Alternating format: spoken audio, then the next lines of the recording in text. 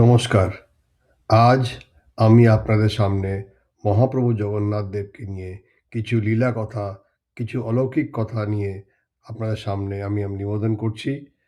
মহাপ্রভু জগন্নাথ, যাকে আমি জানি জীবন্ত ঈশ্বর, তার রহস্যময় ঈশ্বর, তার লীলা, তার কথা প্রসঙ্গ নিয়ে কিছু আলোচনা করব। তার দিব্য কাহিনী, তার গভীর ভক্তি, প্রেম, দিব্য রহস্য আর এক নীল মাধব থেকে মহাপ্রভু জগন্নাথ হয়ে ওঠার তার যে রূপান্তর, এক পবিত্র সংমিশ্রণ, সেই নিয়ে কিছু আলোচনা করব। মহাপ্রভু জগন্নাথ যখন নীলমাধব রূপে পূজিত হচ্ছিলেন সেই সবর রাজা বিশ্ববাসুর মাধ্যমে উড়িষ্যার একটি ঘন জঙ্গলে পাহাড়ের মধ্যে, সেইখান থেকে শুরু করে কি করে সমুদ্রে ভাসতে ভাসতে এলো দারুব্রহ্ম, আর সেখান থেকে রাজা ইন্দ্রদুম্না সেই মন্দির স্থাপনা করলেন, ব্রহ্মকে দিয়ে পুজো করলেন, মন্দির উন্মোচন করা হলো। এই সব নিয়ে কিছু আমি বলবো। আর তার সাথে লিপ্ত যে অলৌকিক ঘটনা আছে, যে ঘটনা আমরা সাক্ষী হয়ে থাকি, আমরা হয়তো শুনেছি, সেই সব নিয়েও কিছু আমি আপনাদের সামনে বলবো। প্রথম যেটা বললাম, দারুব্রহ্মা যখন রাজা দেখতে পান সমুদ্রে, তাকে পুজো করে উনি নিয়ে আসেন জন্মবেদিতে, যেখানে ঠাকুর মহাপ্রভু জগন্নাথ দেবকে বিশ্বকর্মা নিজে এসে সেই মূর্তি তৈরি করেছিলেন। কিন্তু রানী গুন্ডিচার অদ্ভুত একটি আকাঙ্ক্ষায় আগে যেহেতু দরজাটা খুলে দিয়েছিলেন, সেই মূর্তি কিন্তু পুরোপুরি আমরা দেখতে পাই না। কিন্তু যা মূর্তি দেখতে পাই, তা কিন্তু তার মধ্যে একটা বিশাল তেজ আছে। তার মহাপ্রভু জগন্নাথের বড় চোখ, ওনার সেই হাত, খোলা হাত, যেন মনে হচ্ছে তার ভক্তদের দিকে তাকিয়ে আছেন, সবাইকে দৃষ্টি দিচ্ছেন, দেখছেন, আর আলিঙ্গন করার জন্য এগিয়ে আসছেন। এই ভাব, মহাপ্রভু জগন্নাথের যে ভাব, এই ভাব কিন্তু আমরা অন্য কোনো দেবদেবীর মধ্যে দেখতে পাই না।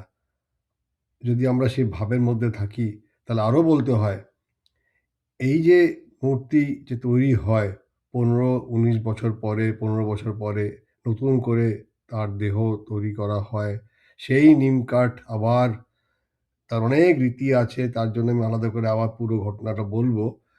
কিন্তু সেই যে রীতি আছে, সেই রীতি দিয়ে যখন মহাপ্রভুকে আবার সুন্দর করে আমরা নিয়ে আসি, আর তো যে ব্রহ্ম পদার্থ যেটা, যেটা জীবন প্রাণ, সেইটা যখন পুরনো মূর্তি থেকে নতুন দেহতে স্থানান্তর করা হয়, সেই পরিবর্তনটা অদ্ভুত একটা দিন।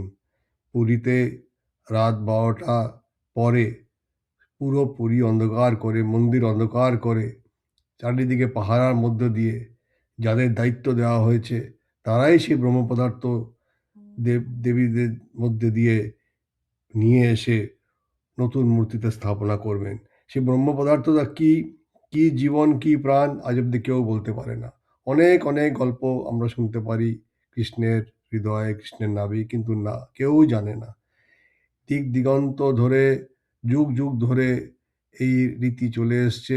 আর সেই যে প্রাণ, ঈশ্বরের প্রাণ, তা স্থাপনা করা হয় নতুন মূর্তিতে। পুরনো মূর্তিটিকে আবার ঠিক জায়গায় আবার রেখে দেওয়া হয় ওই মন্দির প্রাঙ্গণের মধ্যেই। এই করে সেই মূর্তিকে নতুন রূপ দেওয়া হয়, নতুন জীবন দেওয়া হয়। এই একটু অলৌকিক একটি প্রথা, রীতি, যা চলে এসছে হাজার হাজার বৎসর ধরে। জগন্নাথ মন্দির দীর্ঘ হাজার হাজার বছর পুরনো, সত্যযুগের কাহিনী, যেখান থেকে এটা শুরু হয়েছিল। রাজা ইন্দ্রদম্না, তিনি সত্যযুগের রাজা ছিলেন। তিনি সেই নিষ্ঠাবান বিষ্ণু ভক্ত সেই রাজা, তিনি মন্দির প্রতিষ্ঠা করেন যখন জানতে পারেন যে নীলমণি, নীল মাধব রূপে বিষ্ণু পূজিত হচ্ছেন সবর রাজার দ্বারা। সেখানে তিনি জানতে পেরে, স্বপ্নাদেশ পেয়ে পুরীতে পৌঁছে গিয়ে তিনি তার প্রধান সেনাপতি বিদ্যাপতিকে দিয়ে বিশ্ববাসুর খোঁজ করান। আর তারপরে যখন জানতে পারেন কোথায় সেই মূর্তি আছে, রাজা চলে আসেন, কিন্তু তার মধ্যে মূর্তি অন্তর্ধান হয়ে যায়। তারপর রাজা স্বপ্নাদেশ পান, আর সেই মূর্তি দারুব্রহ্ম হয়ে সমুদ্রে ভাসতে ভাসতে আসে। আজকে সেই আমরা জগন্নাথ দেবের যাত্রা, জগন্নাথ দেবের পুজো আমরা করি। উনার ভোগের সম্বন্ধে আপনারা জানেন, কত ভোগ সারাদিন ধরে, যেমন মানুষের সকাল থেকে বিকেল রাত্রির ঘুমোনো অবধি যেমন মানুষের একটা দিনচর্যা থাকে, মহাপ্রভু জগন্নাথেরও কিন্তু সেইভাবেই দিনচর্যা থাকে। আমি একটি ছোট্ট ঘটনা বলি ভোগের। ভোগ খাওয়ার ইচ্ছে মানুষের সবার করে, যেই ভোগটা বলা হয় মহাপ্রসাদ।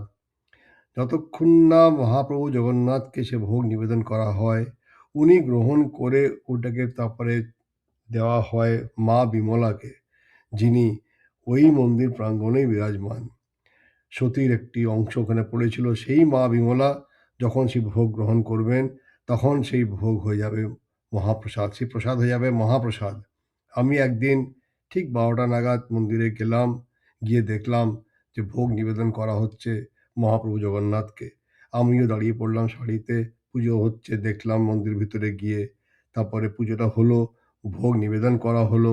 আমি তারপরে ওখান থেকে বেরিয়ে এলাম। মা লক্ষ্মীর কাছে গিয়ে মা লক্ষ্মীকে প্রণাম করলাম। কারণ এই ভোগ যে রান্না হয়, যেটা বিশ্বাস যে মা লক্ষ্মী নিজে মহাপ্রভুর জন্য এই ভোগ রান্না করেন। আর সেই ভোগ মহাপ্রভু জগন্নাথকে দেওয়া হয়। এটা অদ্ভুত একটি পারিবারিক নিয়ম, যে নিয়মে আমরা বেঁধে আছি, সেই নিয়ম কিন্তু সেই মন্দিরেও চলে।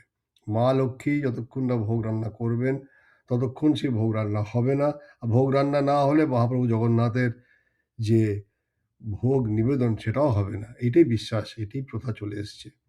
সেই বিশ্বাসে সেই ভোগ রান্নাতে আমি একদিন যখন মন্দিরে গেলাম, মা লক্ষ্মীকে যখন আমি পুজো করে বললাম, মা তোমাদের ভোগ খাওয়া হয়ে গেল, আমি নিজে একটু ভোগ খেয়ে আসি, আনন্দবাজার যেখানে ভোগ পাওয়া যায়। আমি জানতাম না যে সেদিন আমার কপালে কি আছে ভোগের বিনিময়। আমি নিজে গেলাম মন্দিরের সাদ দিয়ে পাশ দিয়ে গিয়ে আনন্দবাজারে ঢোকার আগে আমাকে যেন কোনো অদৃশ্য শক্তি টেনে নিয়ে গেল অন্য একটি স্থানে, মন্দিরের মধ্যেই একটু উপরে। সেখানে গিয়ে দেখি যে অনেক দীন দরিদ্র সাধু ভিখারি সবাই লাইন দিয়ে বসে আছে, আর ওনাদেরকে ভোগ দেওয়া হবে।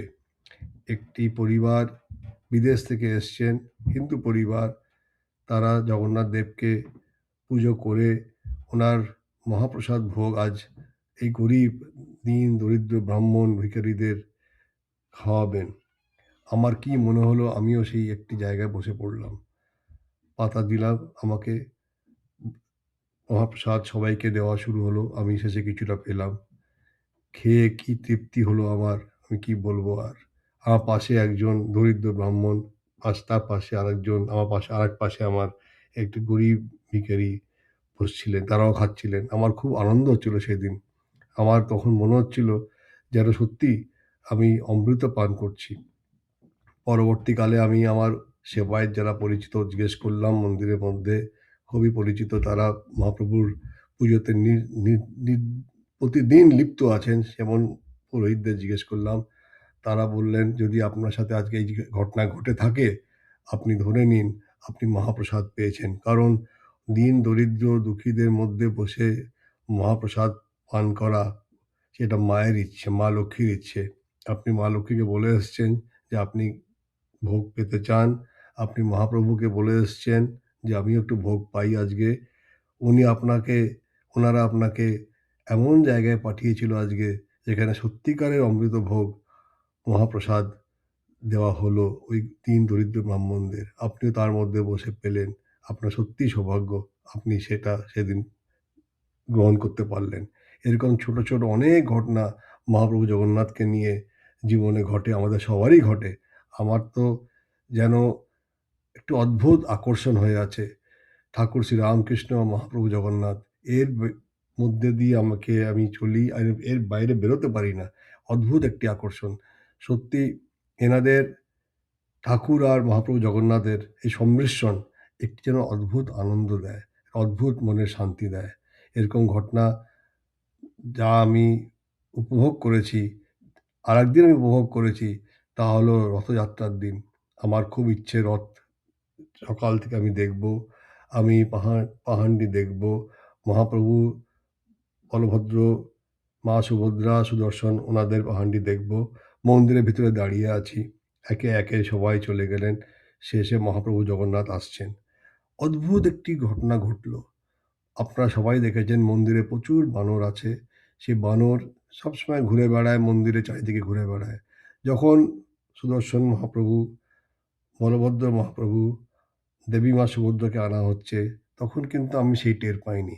যখন মহাপ্রভু জগন্নাথকে আনা হচ্ছে, যেন যে কজন বানর যেখানে আছে, ছোট বড় সবাই ছুটতে, ছুটতে মন্দিরের যে গেট, সিংহদ্বারের পাশে যে জায়গা, সেখানে সবাই চলে এসছে।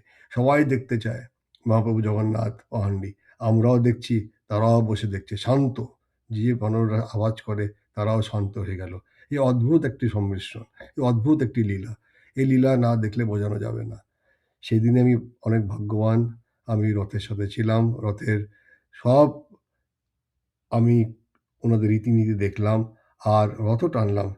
সেই দিন আমি ভুলতে পারি না। এরকম অনেক, অনেক ঘটনা জীবনের সাথে ঘটে।